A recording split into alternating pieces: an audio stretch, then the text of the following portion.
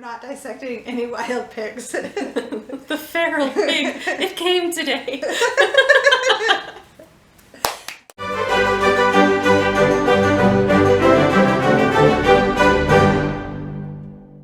Hello. We're back. We're back with science today. Science, science, science.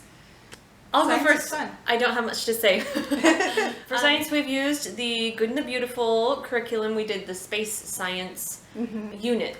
And that was fun. It had a lot of great resources, and I liked the book list that went with it. And then we've done like home science experiments at home. There are lots of PINTREST. Oh my gosh. Yeah. PINTREST is a great one for science. And then I've incorporated chemistry. Like this is why you need eggs in the cookies. So, you know, in baking, we also did a health unit with the Good and the Beautiful. Right now, most of our science consists of Mark Rober YouTube videos. We just finished the one on the Squirrel Ultimate Ninja obstacle course. That was pretty fascinating. That was great. Actually, we watched that last night, and your number two went all out on that. Got so excited about squirrels, and she spent probably an hour and a half today researching squirrels and how they move and how their bodies work, and they have some really fascinating, just innate characteristics. And she just... Yep, and she learned all the things, and she told me about them. She did. That's when I know that my kids are learning, when they can relay it to somebody else, and most of it makes sense. Most of it makes sense. I understood everything. So, I'm trying to think. Science hasn't been big for us at the moment. We've been concentrating on other things. But that will change come fall because, you know, we always reconfigure and that's it for me. Mix things up a little bit. Mix things up a little. New into yes, exactly. The mix. Spice things up with some you know, Spicy biology. Ooh, biology. Well, I think I told you in a previous video that I'm going to be teaching a class where we're dissecting things. So yes, you know, you could. Does that include owl pellets? I think that's the only thing I dissected. We're going to be dissecting things like frogs and starfish, different fish, sheep brain, sheep heart, a cow's eye. This is not for the faint of heart. There's also a feral pig, but I chose not to do that. That's just a little too live animal-like for me. Not a feral pig, a fetal pig. I got the chills thinking about that. We're not dissecting any wild pigs. The feral pig, it came today. So science, we had a really slow start on science. Not because we didn't want to do it, we just had a really hard time finding what worked well for us. And we would do a little of this, a little of that, it would kind of work, it kind of wouldn't. And so science was actually what took me on my search and my journey. I was looking for something new when I found the Good and the Beautiful. And I wanted something that was fairly open and go. I wanted something that I could do family style, so I could do it with all of my kids, and they would, like with our other family style stuff, have assignments or activities that were age-based, but offer the same learning. We've actually, one of my favorite things that we've done is we've ordered caterpillars. And yes, we've done the butterflies. We raised caterpillars into butterflies, and we kept a journal of it. My kids love that. We actually would have caterpillar races with them. They each had their own caterpillar, and we put them on a sheet, and we would trace where they went, and they were fascinated by the fact that once these caterpillars got moving, they pooped a lot.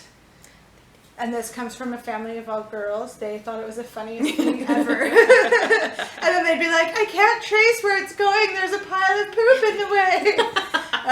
Anyways, you can't be afraid to get your hands a little dirty with science. Yeah. Actually, we were doing yard work a couple days ago, and my husband found it was a monarch butterfly caterpillar. A big, huge green one. Okay. I don't know where it came from. I've never seen one in our yard, but yeah. By the time we were done exploring with it, his hand was just, it was a mess.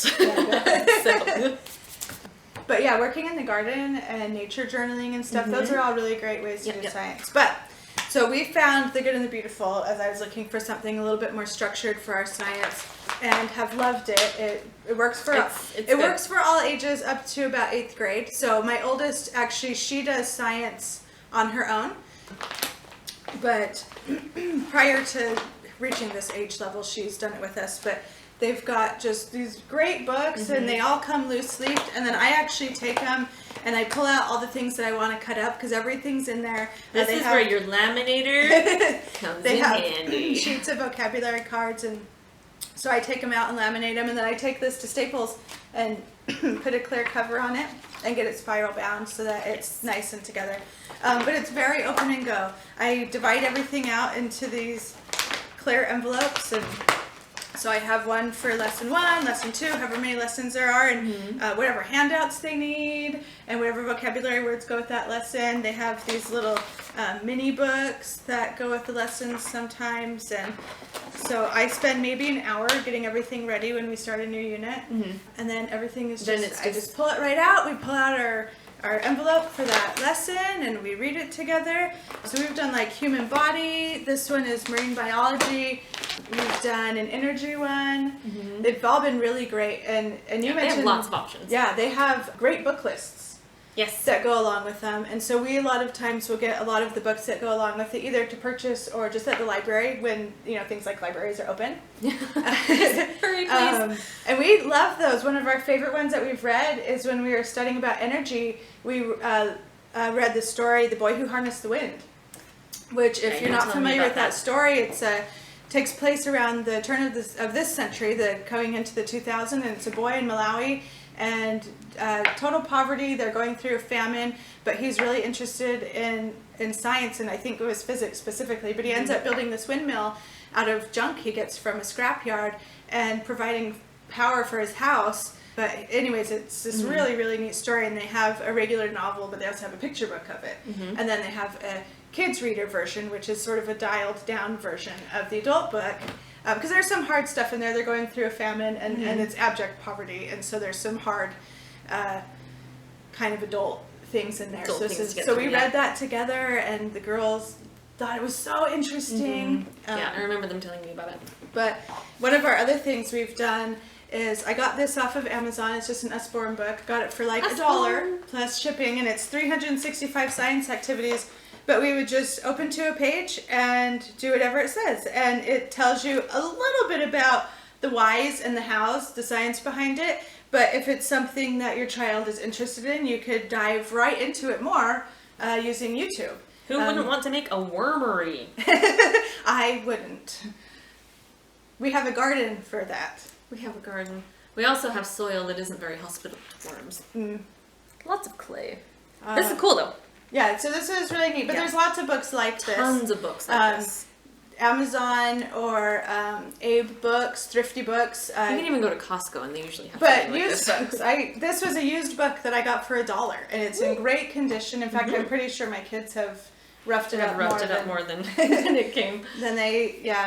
But one of my favorite.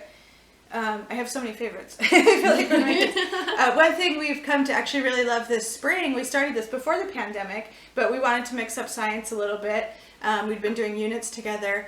I had my kids go on Outschool.com and pick a science. That's a good one. Outschool. Pick a science class that they wanted to do on their own. So my oldest, she's very into forensics right now. So we've been watching Bones together, and she just finds the whole thing fascinating. So she did a number of classes with a great teacher about forensic anthropology, and some was anthropology, some was like crime scene forensics. One of my number 2, her classes have almost all centered around animals. She missed her calling in life to be born on a ranch. Or just born a horse. Born as a horse. But she's taken a number of classes with another great teacher that are like vet care classes, and so they learn a little bit about pet surgery. They don't get to practice that at home. But they do practice like wrapping up their animal in a towel so that it's safe and secure. And if they don't have an animal, they come with a stuffed animal. My middle one, my youngest school-aged one, she did a really cool class on classification, but using Harry Potter sort of as a guide. And they have a Pokemon version of that too. Yeah, there's a Pokemon. So they actually talk about classification itself, but they use kind of these characters from things that the kids would know better to talk about how to classify. So Outschool's been a fabulous resource, and they have actually classes in pretty much any topic you could imagine. Yeah, my oldest has taken a couple coding and design classes. Yeah, So so that's he's a gamer. He's gonna learn about it. That's been a really fun resource. Yeah. All right. Well, That's it's been good. fun Yes. helping give you this introduction to homeschool, and we hope that you learned a few new things or a lot of new things. We covered a lot. Please shoot us an email if you have any questions or comments. You can reach us at admin@homeschoolhypothesis.com, and we will catch you later.